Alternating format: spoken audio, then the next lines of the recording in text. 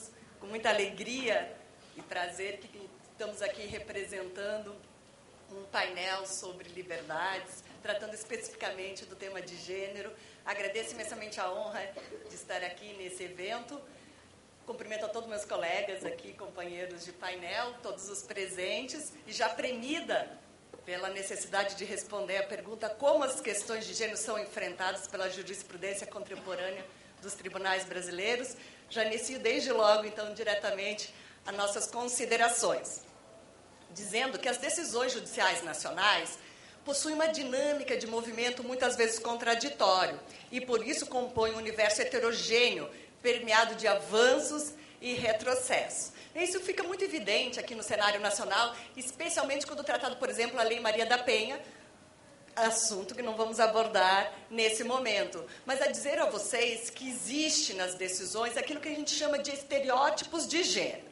A gente observa que são construções culturais acerca de homens e mulheres por suas funções físicas, biológicas, sexuais e sociais, que produzem o que se compreende por masculino e feminino, como um recurso cognitivo, como ferramenta no processo de apreensão do mundo, podem custar a ser identificado, pois nem sempre são conscientes, né? Então, nesse sentido, se a gente pega a nossa jurisprudência nacional, tem determinados momentos que fica muito notório, digamos assim, isolado o tema de gênero, como eu vou tentar aqui demonstrar para vocês. Por exemplo, nessa decisão sobre investigação de paternidade e o exame de DNA recusado pelo pai, se afirmou: isso é um patrimônio moral e civil que somente a ela cabe. Se não conseguir, seria o caso de se questionar o que é melhor ou pior: ser filha de uma mulher a quem se assacou a pecha da prostituição do corpo e que fez dela gente, ou filha de um homem que, se for seu pai, como plenamente admito, está fazendo a prostituição da verdade. Qual o melhor exemplo que ela transmitirá para a sua descendência? Portanto, a gente percebe que, em alguns momentos, digamos assim, a gente pode isolar notoriamente as questões de gênero nas nossas decisões. Outra decisão mais recente falou que a imagem da autora, na sua forma grosseira, demonstra não ter ela amor próprio e autoestima. A postura da autora fragiliza o conceito genérico de moral, o que pode ter sido, nesse sentido, avaliado pelo réu. Então, essas decisões aqui que eu trago, digamos assim, elas isolam notoriamente a questão de gênero, como já estudos realizados na década de 90, especialmente para a professora Silvia Pimentel, Beatriz de Jorge, Flávia Pevisan, entre outras, já denotavam. Elas fizeram profundos estudos, pegando decisões de vários tribunais. Desde então, da década de 90, a gente observa essas questões, digamos assim, mais evidentes relacionadas ao tema de gênero. Mas aqui, para falar com vocês, eu gostaria de tentar trazer questões mais tênues que a temática aborda. E, nesse sentido, acredito que os alimentos entre cônjuge e companheiro fazem essa função de tentar mostrar para vocês como que, por vezes, o chamado estereótipo de gênero traz hierarquias muito notórias, mas, outras vezes, ele tenta trazer abstrações, generalidade, despersonalizações, não compreensão do movimento histórico e, nesse sentido, também discriminatório de gênero. Espero que eu consiga, nesse pouco minuto, tentar mostrar para vocês essas questões. Então, nessa decisão, por exemplo, se tratava de uma senhora de 66 anos de idade, que até então vende chup-chup, produtos caseiros para se manter, mas por ela não estar inválida para o trabalho, apesar de ela não conseguir se reinserir no mercado de trabalho, como a própria decisão destaca, em nome da igualdade de gênero, não deveria ela mais ter a oportunidade de receber pensão alimentícia. Então, o que a gente observa é que há um senso, digamos assim, sobre as compreensões de alterações sociais que não denotam a realidade de uma igualdade verdadeiramente substancial. Muito bem faria levarmos em considerações dados de pesquisa para imbuir o conteúdo emancipatório das possibilidades jurídicas. Então, sempre bom lembrar que as mulheres ainda ganham 72,9% que os homens, dados recentes, últimos. Se tem o fenômeno da chamada teto de vidro, né, o glass ceiling, que comumente obstaculiza por barreiras invisíveis, diferenciais não explicitados de ascensão da mulher no mercado de trabalho, amplamente estudado os dados nacionais por vários pesquisadores, e também se diz da chamada dupla jornada de trabalho, né? A dupla jornada de trabalho assolaria as mulheres em dobro com a quantidade de trabalho externo e interno se tomar da conjugalidade. Mas se nós levarmos em consideração a questão da filiação, as famílias que têm filhos, se diz que a mulher trabalha 4 a 5 vezes carga horária superior que os homens nesse sentido. Mas as nossas decisões afirmam constantemente que a realidade demonstra que nos dias em curso, homens e mulheres disputam em igualdade de condições as oportunidades profissionais. Nós localizamos vários momentos, decisões nesse sentido. A igualdade não se realizará por si só. A igualdade precisa de condições materiais para a sua realização. E aqui temos um exemplo positivo nesse sentido. Decisões isoladas de adoção ou de reprodução humana assistida com relação a homens, independentemente da sua orientação sexual, começou a descortinar no nosso país a possibilidade deles exercerem a chamada licença maternidade. A tal ponto que tivemos recente alteração legislativa que oportuniza homens solteiros adotantes, independentemente da idade da criança, bem como a de um dos parceiros homossexuais que tem um filho, a chamada licença maternidade. Por óbvio que se for 2 parceiras homossexuais femininas, uma delas que tenha a chamada licença maternidade. Então, o que a gente vislumbra uma importante agenda para a chamada igualdade de gênero, não é? Talvez aqui tenha a abertura hermenêutica a ponto de se dizer se parceiros do mesmo sexo podem escolher quem tira a licença maternidade, porque não poderia os heterossexuais, para aqueles cujas profissões têm maior impacto a da mulher, a advocacia é uma delas. Talvez seria o caso das famílias poderem escolher também uma licença dita parental ou licença maternidade ao polo masculino da relação conjugal. Portanto, com essas transformações, a gente consegue ver que há oportunidade de condições materiais em busca de uma igualdade, combatendo a chamada naturalização das relações, das funções em razão do gênero. Porque, infelizmente, ainda domina, em vários momentos das nossas fundamentações das decisões, o chamado discurso que coloca funções pré-ordenadas em razão do sexo. Localizamos ainda o princípio da primazia materna, no que se refere à guarda de filhos. Localiza com certa facilidade a prevalência do natural, o elo das mães, na estabilidade socioafetiva das crianças nessa caminhada. Portanto, se percebe que há uma virada de transformação social que é apreendida de modo, muitas vezes, contraditório, oscilante nas práticas judiciais nacionais.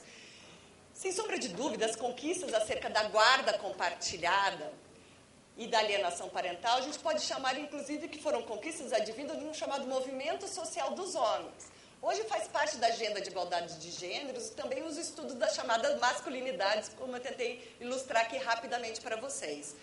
Então, no que se refere à guarda compartilhada, no que se refere ao projeto de lei da alienação parental, foi uma conquista de igualdade de gênero masculina, o reconhecimento dessas legislações, mas cuja aplicação da eficácia ainda baixíssima atualmente, ou seja, ainda prevalece quase que 90% as guardas unilaterais diretamente para as mulheres. E, ao mesmo tempo, nós gostaríamos de chamar a atenção que não necessariamente a configuração da guarda compartilhada seja realmente, materialmente, uma igualdade de gênero.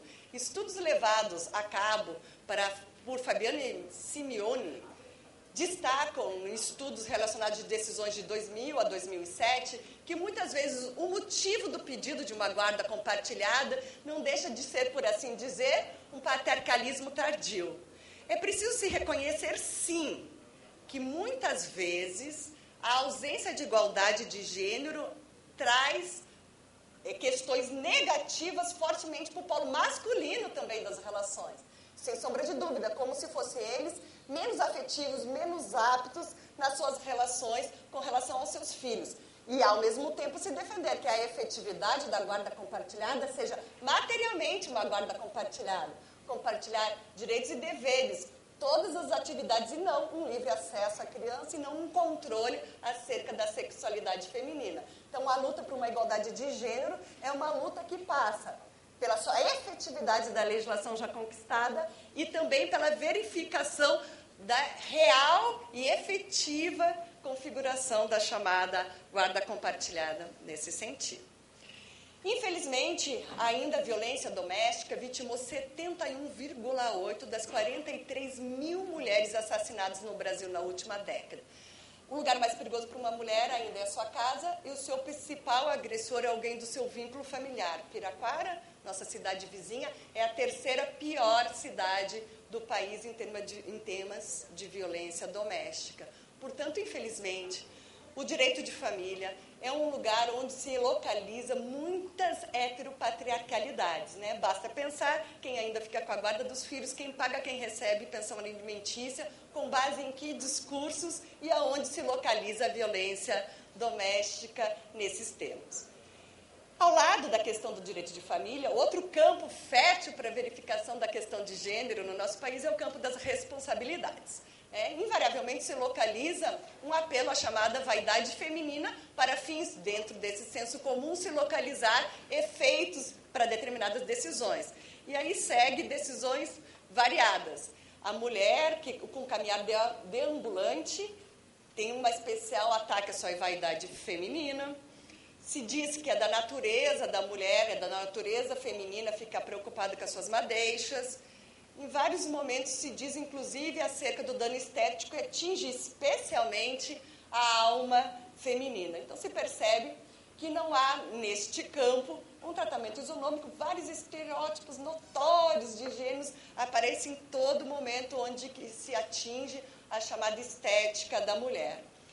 Contudo, nessa relação direito-corpo, eu gostaria de chamar uma atenção um pouco maior em temas de liberdade feminista, nesse pouco tempo que nos resta, a questão da prova do exame da violência sexual contra a mulher. Neste caso, por exemplo, era um estupro presumido pela debilidade mental, a ofendida tinha 19 anos de idade, tinha retardo mental, mas houve ausência do exame médico legal da conjunção carnal. Desse abuso sexual resultou gravidez, mas a declaração do acusado negou esse fato, esse abuso. Obrigada. Imagina. Mas, em razão do depoimento confuso da vítima, mesmo tendo resultado gravidez que resultou o aborto, foi considerado absolvido seu padrasto pela ausência do exame médico legal.